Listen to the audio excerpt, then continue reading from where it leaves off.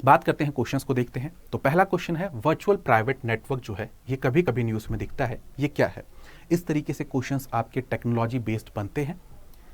तो अगर हम पढ़ के देखें और यहाँ पे सॉल्व करने की कोशिश करें, बहुत बार स्टेटमेंट आपस में पास की लगेंगे जैसे ए और बी, बट हमें थोड़ा करेक्ट स्टेटमेंट पे जाना है और हमें मालूम है यहाँ पे क्या हो रहा है, आपका सिक्योरिटी को ज़्यादा मेंटेन किया जा रहा है।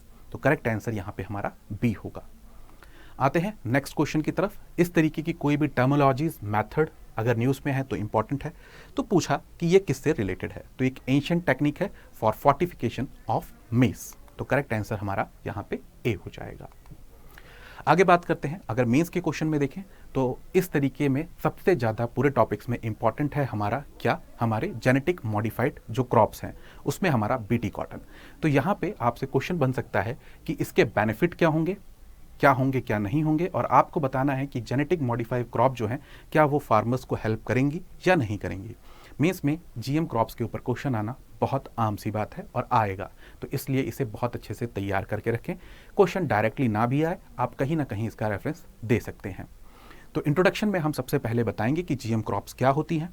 2002 में मार्केट में इंट्रोड्यूस की गई। 95% जो बीटी कॉटन है वो पूरी की पूरी कॉटन एरिया में अभी यहाँ पे उगाई जा रही है।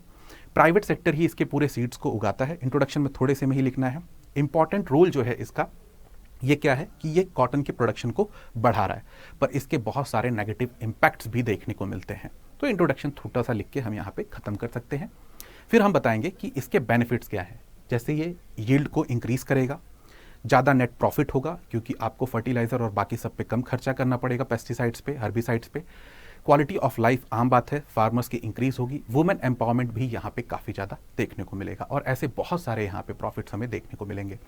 पर कुछ कंसर्न भी यहाँ पे साथ में जुड़े हुए हैं, जैसे स्मॉल फार्मर्स इतनी महंगी सीड्स नहीं खरीद सकते।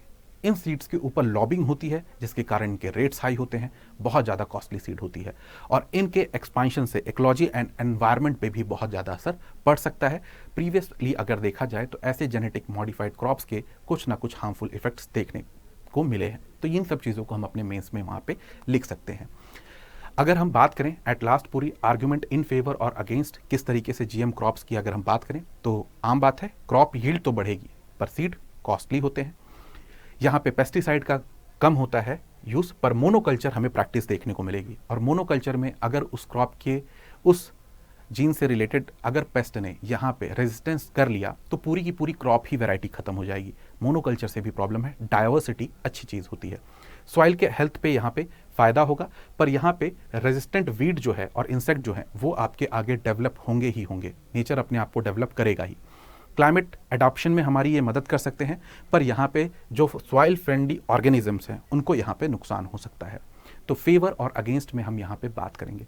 लास्ट में हम यहाँ पे अपने कंक्लूजन में कहेंगे कि जीएम क्रॉप्स जो हैं अच्छी हैं, बढ़िया हैं, पर हमें यहाँ पे इनको बहुत अच्छे तरीके से देखना है, जांचना है, ताकि यहाँ पे फार्मर्स के साथ साथ इकोलॉजी एनवायरनमेंट के साथ एक हमारा बहुत अच्छी सोसाइटी डेवलप हो सके।